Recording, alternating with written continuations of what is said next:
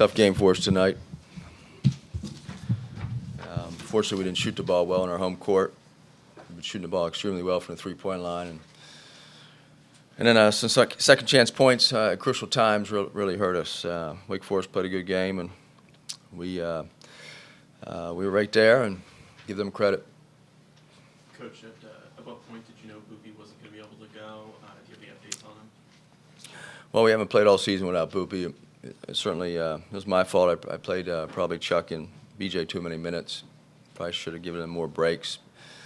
Boopy, we found out yesterday that he's got a foot bruise on his foot. So just trying to be cautious to see how this plays out in the next few days, next week or two.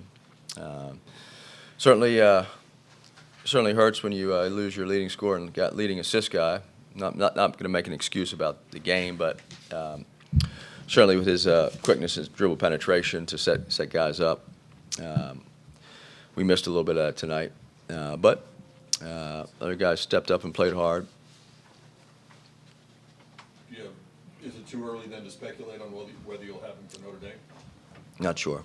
Yeah, it's going to be day-to-day probably, or we'll see. You talked about the minutes then for Harris and Edwards. How did you and your staff think through their rotation, their minutes with a short bench? Well, I think we knew their players, that they're not very deep as well as far as how many guys they play, and I think they played 6 guys tonight, so we knew their guards were going to play a lot of minutes as well. And I thought A.J., George, and Tibet Gorner, they gave us good minutes off the bench when they were in there. So, try to keep them. If Boopy can't play here next week, we're going to try to figure that out as far as a little better rotation to get those guys some more breaks. Andy, even though your rebounding situation finished dead even at 38, it just seemed like Wake Forest, with the numerous second chance opportunities, was one of the differences in this game. It was a big difference. They had 20 second chance points in the first half. If we would have rebounded, I think they're probably 10 of their first 13 points were in second chance points. And then in the second half, there were some crucial offensive rebounds that they were able to get. So we have to do a better job. Our centers didn't have any defensive rebounds. I think 1 in 40 minutes. Jarrell had 1. Jarrell did a nice job in the offensive glass. But, we have to rebound the ball. It's frustrating when you defend and make them take a tough shot, and then you can't get the rebound.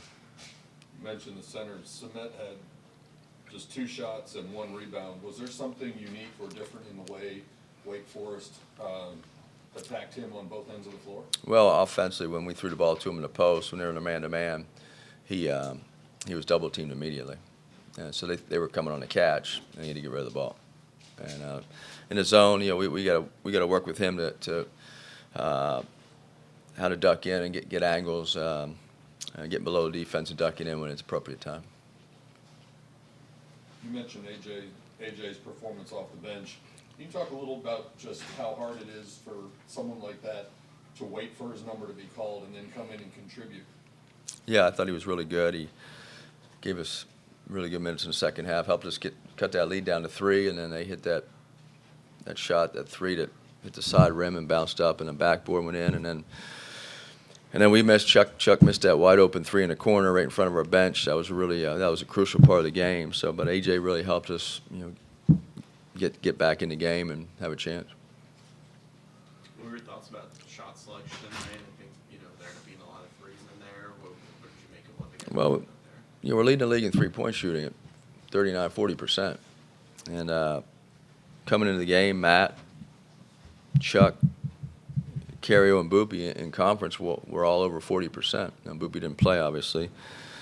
And, if you look at the shooting percentages, Cario made one early and then didn't make one until the last 30 seconds of the game. And Chuck had some really clean looks. And, we probably took a few threes that were contested or rushed. But for the most part, we were getting decent looks. We just got to make some of them.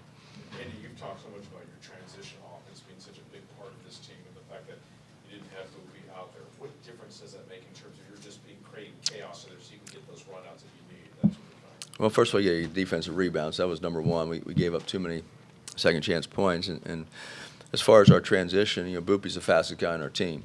So when we're at our best, is when we're really pushing the ball, spreading the floor, and that way we have a good mix of inside-outside game. And we got a little bogged down tonight. Didn't get as many transition opportunities as we normally do. Any update on Johan? Johan, we're hoping he can be ready next week. It's certainly a different rotation without Johan and Boopy in the game. I would say they got into like a zone. It slowed us down a little bit. Also, we gave up a lot of second chance opportunities. On the defensive end, we gave them second chance points. So, just got to fix that. You guys both had to play more minutes tonight with Boopy Miller out. Was there one aspect of the game where you felt those extra minutes more?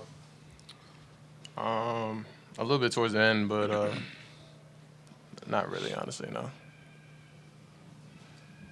AJ had some big moments in there. I know he's a guy that's kind of been in and out of getting time to play. Can you talk about what you've seen from him in practice? Did it feel like he was kind of ready for a moment like this, even though obviously I think some part of it had to do with the injuries you guys are dealing with? Yeah, we see AJ every day.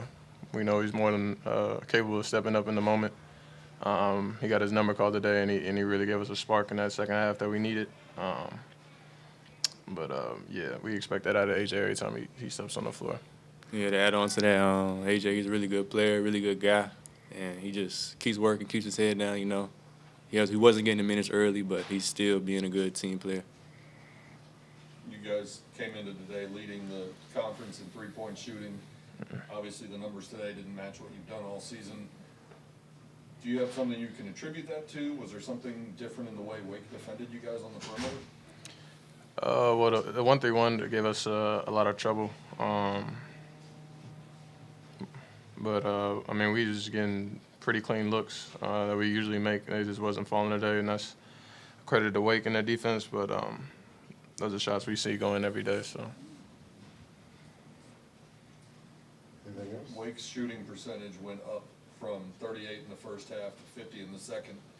Could that be attributed at least partly on the miles you guys were putting in and maybe getting tired by the end? I wouldn't say that contributed to it. We gave up some easy shots just as a whole team, and just the second chance points as well. We gave them some easy looks at the rim, just wide open layups. So that's what it was. I feel like. Yeah.